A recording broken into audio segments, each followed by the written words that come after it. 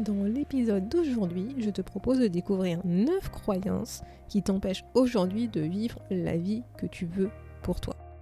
On n'a pas forcément conscience qu'on a en nous ces croyances, mais aujourd'hui, oui, malheureusement, elles influencent la manière dont on va agir, si nous agissons, et même parfois, elles peuvent alimenter nos peurs. Et donc, le premier pas pour avancer, pour reprendre sa vie en main, c'est tout simplement d'avoir conscience de ses croyances. Et donc, si ça t'intéresse, écoute cet épisode.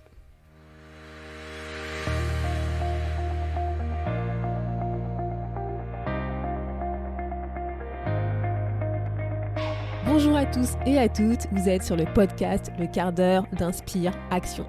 Moi, c'est Wefa, votre coach en transformation de vie. Chaque semaine, retrouvez dans ce podcast des outils pour développer votre self-awareness, des actions à réaliser pour démarrer votre transformation, ainsi que des témoignages de personnes comme vous et moi qui ont décidé de devenir l'architecte de leur vie. Alors, installez-vous tranquillement et prenez de quoi écrire. Hello la communauté et bienvenue dans cet épisode 44 où nous reprenons notre découverte des croyances. Aujourd'hui, dans cet épisode, je te propose de découvrir 9 croyances qui t'empêchent aujourd'hui de vivre ta vie, de tenter de nouvelles expériences, en gros des croyances qui te bloquent. Quand on veut réaliser quelque chose dans notre vie, en théorie, le cercle qui se passe, c'est que on a des compétences, on a un potentiel, on a un talent. On utilise en fait ce potentiel, cette compétence, ce talent pour passer à l'action et en théorie, il y a des super méga géniaux résultats et donc on gagne confiance en nous et on recommence et c'est ce cercle. J'ai un truc à faire, donc j'ai un potentiel, j'ai une compétence, un talent que je mets en action et j'ai des super résultats et ça me met en confiance et je commence. Mais tu te doutes bien que en réalité, dans les faits, ça se passe pas vraiment comme ça. Parce que, en fait, quand effectivement on utilise en fait une compétence, on utilise un talent qui est en nous et qu'on passe à l'action et qu'on a des résultats, parfois ces résultats, ils sont pas forcément ce qu'on espérait et ça va engendrer une croyance, ça va venir alimenter une croyance qu'on avait déjà en nous qui va en fait alimenter elle-même, qui va en fait impacter elle-même notre potentiel, nos talents, nos compétences. Et quand on va repasser à l'action, on va avoir inconsciemment en tête justement ce qui s'était passé précédemment du fait de notre croyance et donc ça va impacter nos résultats. Et après, encore une fois, ces résultats vont alimenter la croyance qu'on a, qu'elle soit aidante ou limitante, et ainsi de suite.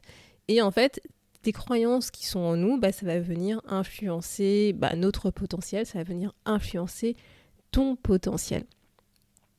Et pourquoi ? Tout simplement parce qu'en fait, comment expliquer ça ? En fait, notre nature humaine fait qu'on a tendance à vouloir investir notre énergie dans ce que nous pensons, ce que nous croyons que nous allons réussir. En fait, on veut être sûr de réussir dans ce que nous pensons, nous croyons que nous allons réussir à 100%. En fait, on veut investir notre énergie dans quelque chose dont on est sûr que le résultat soit bon pour nous, en fait, parce qu'on ne veut pas perdre notre temps, on ne veut pas gaspiller notre énergie. Et donc, quand on croit, que ce soit de manière inconsciente ou consciente, que quelque chose ne va pas fonctionner pour nous, tout simplement, on ne va pas y aller. On va être démotivé, on va s'auto-saboter et même si tu passes à l'action, en fait, tu vas pas forcément utiliser ton plein potentiel parce que tu n'auras pas vraiment cette motivation, tu auras déjà en tête que de toute façon ça va pas marcher, ça va pas réussir. Et donc aujourd'hui, sans plus entendre, ce que je veux partager avec toi, c'est justement 9 croyances qui peuvent justement influencer en fait les résultats de tes actions parce que elles sont inconsciemment en toi sans pour autant que tu t'en aies prise conscience ou que tu saches que c'est une croyance limitante. Et l'idée, c'est vraiment que tu puisses identifier celles qui sont en toi, celles qui aujourd'hui t'empêchent de réaliser ce que tu as envie de réaliser parce que tu es persuadé que c'est pas pour toi et que et que le résultat en fait est couru d'avance. Donc, sans plus attendre, la première croyance, je n'ai pas le temps. Je pense que ça, tu l'as déjà dit souvent, je n'ai pas le temps de faire ci, je n'ai pas le temps de faire ça, etc. Et donc oui, c'est une croyance parce que moi, ce que j'ai envie de te dire, c'est si tu n'as pas le temps, c'est qu'aujourd'hui, ce n'est pas vraiment important pour toi. Parce que quelle que soit l'activité, quelle que soit l'action, quand c'est extrêmement, extrêmement important pour nous, le temps, on va le trouver. En fait, en réalité, cette croyance « je n'ai pas le temps », c'est pas « je n'ai pas le temps », c'est « je n'ai pas le temps parce qu'il y a quelque chose d'autre qui est plus important aujourd'hui pour moi à faire ». Donc si jamais tu as cette croyance, moi, ce que je t'invite à faire, c'est de prendre justement ton temps et d'identifier en fait où passe aujourd'hui ton temps et quelles sont tes priorités de vie, tes vraies priorités de vie. Fais le point en fait aujourd'hui sur la manière dont tu dépenses ton temps, fais le point aujourd'hui sur tes priorités de vie et éventuellement si ça t'intéresse, planifie en fait ta journée, planifie ton temps pour pouvoir justement dégager le temps dont tu as besoin pour prendre soin de toi. La deuxième croyance, je pense que tu l'entends souvent aussi, c'est trop cher. Et encore une fois, va être la même chose que pour la première. Moi, je t'invite à te poser la question, ok, c'est trop cher, mais c'est trop cher par rapport à quoi ? Quelle est ta référence de c'est trop cher ? Et encore une fois, si on dit c'est trop cher, en fait, en réalité, c'est pas ça qu'on pense dans notre tête. Dans notre tête, on pense c'est trop cher par rapport à l'investissement que je vais faire et au retour sur cet investissement que je vais faire, je considère que ça ne vaut pas le coup pour moi. En fait, c'est ça, la croyance. Et donc, si jamais tu as tendance à te dire ça sur plein de sujets, moi, je t'invite à réfléchir en te disant « Ok, mais c'est trop cher par rapport à quoi ?» Si ce que je veux acheter, sur ce que je veux investir est vraiment important pour moi, parce qu'encore une fois, il y a une notion de cette importance de priorité de vie, si c'est vraiment important pour moi, qu'est-ce que je peux faire ? Comment est-ce que je peux faire pour pouvoir y accéder, pour pouvoir me le payer ? En fait, quand on pense que c'est trop cher, encore une fois, c'est parce qu'on pense qu'il ne va pas y avoir de retour sur investissement par rapport à ce que nous pensons, par rapport à ce que nous percevons de ce que nous avons en face. Ou tout simplement, c'est parce que ça ne correspond pas aujourd'hui à tes priorités, ça ne vient pas combler une de tes valeurs. Donc la troisième croyance, c'est « je n'ai pas la volonté ». En fait, quand tu te dis ça, c'est parce que tu penses que tu as besoin d'une volonté pour changer ton mode de vie, pour changer de vie. Mais en fait, ce qu'il faut que tu aies en tête, c'est que la volonté, c'est pas quelque chose qui, arrive en toi. Un jour, tu te réveilles en te disant « Oh, ok, c'est bon, j'ai la volonté de faire ça, je vais le faire. » Non, ça marche pas comme ça, en fait. C'est comme une sorte de compétence, c'est une sorte de compétence que tu dois développer, que tu dois mettre en place, que tu dois mettre en œuvre. C'est une sorte de muscle que tu dois exercer, un outil que tu dois pratiquer, que tu dois entretenir, cette volonté. En fait, ce qu'il faut que tu te dises, c'est que même si tu n'as pas la volonté, tu peux quand même agir. Ce n'est pas incompatible. Tu peux effectivement ne pas avoir la volonté et pour autant agir et avoir des résultats. Donc moi, je t'invite à réfléchir à dans quelle mesure tu peux faire des petites actions, tu peux démarrer des petites actions même si tu penses que tu n'as pas la volonté, que tu n'as pas la motivation pour faire ce que tu as envie de faire.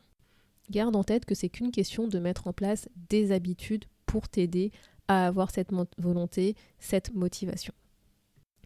Passons maintenant à la quatrième croyance, je ne mérite pas. Et généralement, c'est je ne mérite pas d'être aimé. On a cette peur en fait du côté je ne mérite pas, ce n'est pas pour moi, je ne suis pas suffisant. En fait, on a cette croyance, si tu te souviens de l'épisode 40 où j'en parlais, du côté en fait du mérite, de sans valeur, qu'en fait on n'a pas suffisamment de valeur, on ne mérite pas en fait d'obtenir ce qu'on veut et notamment particulièrement l'amour. En fait, on a cette croyance, cette peur qu'on n'est pas digne, qu'on ne mérite pas d'être aimé. Et donc là, pour le coup, moi, ce que je t'invite à faire, c'est en fait de travailler sur tout ce qui va tourner autour de l'amour de soi, de l'estime de soi et de l'acceptation de soi. C'est un sujet qui se travaille pas, qui se résout pas du jour au lendemain. Et d'ailleurs, moi, j'ai prévu de faire plusieurs épisodes sur cette thématique, parce que pour le coup, c'est quelque chose vraiment qui va t'empêcher d'être pleinement toi, de t'accepter qui tu es. Et voilà, moi, vraiment, ce que j'ai envie de te dire, retiens ceci. Alors, c'est une traduction française, donc je suis pas forcément à l'aise, mais c'est tu es suffisant, en fait. You are enough. Tu n'as pas besoin de penser que tu mérites quelque chose. Et d'ailleurs, qu'est-ce que le mérite ? Qu'est-ce que ça signifie mériter quelque chose, mériter d'être aimé ? Voilà, donc sur ce, je t'invite à réfléchir à cette question. Que signifie mériter d'être aimé ? Donc, la 5e croyance, c'est « j'ai peur d'être rejeté ». Et là, pour le coup, c'est quelque chose qui généralement est ancré en nous, qui est issu d'une expérience qu'on a eue lors de notre enfance, de cette peur du rejet. Et ça va en fait avoir tendance à impacter la manière dont on va communiquer, les relations qu'on va créer avec les autres, parce que justement, on va anticiper que de toute façon, quoi que je fasse, quoi que je dise, au bout d'un moment, je vais être rejetée pour qui je suis. Et là, encore une fois, ça va tourner un peu comme la croyance numéro 4 sur « je ne mérite pas », ça va tourner autour de l'amour de soi, de l'acceptation de soi et de l'estime de soi. Et donc, si jamais tu as cette croyance, moi, ce que je t'invite à faire, c'est de réfléchir à comment faire pour avancer tout en ayant cette peur du rejet. Donc, la 6e croyance est « je n'ai pas ce qu'il faut pour réussir ». Tu as une variante de cette croyance qui est « je n'ai pas les compétences ou le talent pour réussir ». Voilà. Donc déjà, qu'est-ce que ça signifie réussir pour toi ? Chacun a sa propre définition et ce ne sera pas la même d'un voisin à un autre. Donc déjà, moi, voilà, je t'invite à réfléchir et à te dire « ok, qu'est-ce que ça signifie réussir ?» Une fois que tu auras défini ce que ça signifie réussir pour toi, ça sera un peu, on va dire, le point que tu dois atteindre, le point que tu dois... l'objectif, en fait, que tu dois réaliser. Et je t'invite à identifier, à prendre un papier, un stylo et à identifier clairement, que ce ne soit pas dans ta tête, que ce ne soit pas justement une croyance, de quoi tu as besoin pour justement réussir, pour atteindre cet objectif. Qu'est-ce qu'il te faut, qu'est-ce qu'il te manque, et tu verras en fait que tu as certains éléments où tu vas pouvoir trouver en fait une solution, parce que peut-être que tu n'as pas la compétence ou le talent pour réussir, mais tu as peut-être d'autres éléments qui sont en toi, d'autres compétences et d'autres talents qui vont te permettre d'atteindre cet objectif. Et le côté, justement, c'est ce que je disais au début, je n'ai pas ce qu'il faut pour réussir, c'est qu'en fait, inconsciemment, tu n'as pas envie de dépenser de l'énergie inutilement sur un truc dont tu penses qu'il ne va pas réussir. Donc, focalise-toi sur ta réussite, sur ta définition de la réussite et identifie ce que tu as besoin, les ressources, les compétences pour pouvoir atteindre cet objectif et focalise-toi uniquement sur ça et pas sur ce que tu n'as pas. Donc, la 7e croyance, c'est « oh mon Dieu, je ne pourrai jamais faire ça ». C'est la peur de l'échec. Voilà. Tout simplement, tu as peur en fait d'échouer. Et j'avais déjà fait écrire un article d'ailleurs justement sur ce sujet de mémoire, c'était comment faire pour surmonter nos échecs. Je remettrai la référence dans l'article si ça t'intéresse. Mais en fait, ce qu'il faut avoir en tête, c'est que un échec n'est qu'une étape dans le chemin que tu parcours pour atteindre ton objectif de vie. Si en fait dans ta tête tu penses que l'échec c'est fini, c'est la fin, il se passe plus rien, c'est paf, c'est end, effectivement tu vas avoir peur de l'échec parce que tu vas dire c'est fini et donc je vais pas me lancer. Mais si tu perçois l'échec comme quelque chose, comme une étape, un passage obligé pour avancer, pour apprendre et pour grandir, ta relation avec cette peur de l'échec va changer. Mais ce qu'il faut que tu gardes en tête, parce que là, tu vois, je parle souvent de peur, etc. La peur, c'est normal, c'est une émotion humaine. C'est une émotion qui va te permettre d'avoir de l'information justement sur ce qui se passe en toi, sur la manière dont tu perçois en fait la situation Et il faut pas, en fait, en avoir peur de cette peur, justement. c'est paradoxal, c'est qu'en fait, on veut pas avoir peur, on considère que c'est une émotion négative, alors que pas du tout. C'est une émotion qui va te permettre d'avoir justement de l'information sur ce que tu ressens. Ça va te permettre de pouvoir réajuster justement ton comportement, tes actions pour aller de l'avant, en fait. En fait, quand tu as peur, c'est parce que tu recherches une certaine protection. Donc, si tu te dis « je ne pourrai jamais faire ça », je t'invite à réfléchir sur ce dont tu as besoin pour avancer, pour passer à l'action, pour surmonter cette peur de l'échec. C'est qu'en fait, inconsciemment, ton cerveau, ton cœur, ton corps te dit « ok, alors là, tu vois, il y a un truc qui va se passer, c'est potentiellement dangereux, de quoi tu as besoin pour avancer ?» Et une fois que tu auras ce truc, tu auras identifié ce besoin, tu pourras avancer, tu pourras surmonter cette croyance et cette peur. Donc voilà pour la petite parenthèse sur cette émotion de peur. Donc la 8e croyance, c'est les personnes qui réussissent sont juste chanceuses. Alors ça, pour le coup, ça, je pense qu'il faut que tu le saches et que tu le retiennes. Les personnes qui réussissent, c'est pas la chance qu'elles ont en commun, c'est qu'elles ont osé passer à l'action. C'est que même quand elles sont tombées, même quand elles ont été dans des situations dites d'échec, en fait, elles se sont relevées et elles ont avancé, elles ont persévéré. Elles ont continué à avancer malgré en fait les obstacles qui se présentaient en elles, en fait. Et c'est ça que toi tu vas appeler de la chance. C'est qu'en fait, à la rigueur, ce que je pourrais te dire, c'est qu'elles ont fait en sorte d'avoir les éléments qui s'alignent pour pouvoir arriver justement à obtenir ce qu'elles voulaient, parce qu'elles n'ont pas douté d'elles, ou elles ont douté d'elles, mais elles ont quand même avancé. Elles sont allées de l'avant, elles se sont dit je vais y arriver, elles se sont on va dire, motivées en se disant quoi qu'il arrive, tant que je n'ai pas tout essayé, je vais y arriver. Et tout ça, c'est une question en fait vraiment de psychologie, de mindset, d'état d'esprit. Et là, pour le coup, il n'y a pas de recette miracle, en fait. Il faut vraiment travailler petit à petit, faire des petits pas pour pouvoir arriver à développer une meilleure confiance en soi et pour pouvoir avancer malgré ce qui se passe devant nous, malgré éventuellement les murs qui se présentent en nous. C'est d'arriver à développer notre cerveau, notre créativité, notre capacité à trouver des solutions, quel que soit ce qui se passe autour de nous, en fait. Et la dernière croyance, c'est l'argent, c'est le mal. Voilà, c'est marrant parce qu'en fait, argent, tu vois, c'est vraiment un mot, mais par contre, ce mot a le pouvoir de fédérer ou de diviser, vraiment de faire passer les gens dans différents stades d'émotion, alors que ce n'est qu'un mot argent, tu vois. Tu peux être en colère parce que t'en as pas suffisamment, frustré parce que t'en as pas suffisamment, super content parce que tu peux être dans le bonheur malgré le fait qu'on dise que l'argent ne fait pas le bonheur. Tu peux te sentir coupable parce que peut-être tu dis t'en as trop alors qu'il y en a qui n'ont pas, il y a ce déséquilibre dans le monde. Enfin voilà, tu peux avoir plein d'émotions, plein de ressentis, plein de sentiments à travers un simple mot, argent. Donc moi, je t'invite à te poser la question de quelle est ta relation aujourd'hui justement vis-à-vis de l'argent. Est-ce que tu penses que tu en as suffisamment? Et encore une fois, ça veut dire quoi suffisamment? Est-ce que tu penses que tu n'en as pas assez? Et encore une fois, ça veut dire quoi pas assez?